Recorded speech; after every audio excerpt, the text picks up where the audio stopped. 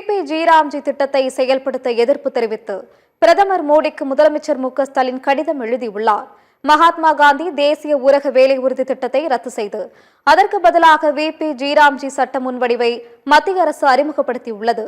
இதை நடைமுறைப்படுத்த முதலமைச்சர் மு க ஸ்டாலின் கடும் எதிர்ப்பு தெரிவித்துள்ளார்.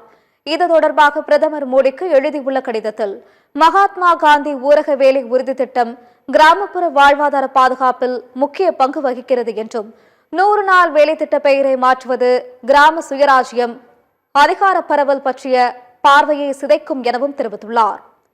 தமிழ்நாடு போன்ற சிறப்பாக செயல்படும் மாநிலங்களில் பெரும் தாக்கத்தை ஏற்படுத்தும் என்றும் VP ஜி சட்ட முன்வடிவானது மாநிலங்களின் வளர்ச்சி செயல்பாடுகளுக்கான வாய்ப்பை குறைக்கும் எனவும் அவர் குறிப்பிட்டுள்ளார்.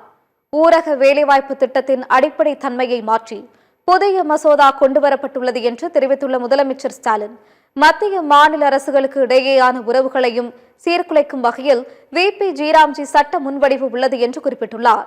VP ஜி திட்டத்தை செயல்படுத்த வேண்டாம் என்று பிரதமர் மோடியை முதலமைச்சர் ஸ்டாலின் வலியுறுத்தியுள்ளார். மாநிலங்களுடன் விரிவான கலந்தாலோசனைகளுக்கு பிறகு திருத்தங்கள் மேற்கொள்ளப்பட வேண்டும் என்றும் அவர் கேட்டுக் கொண்டுள்ளார்.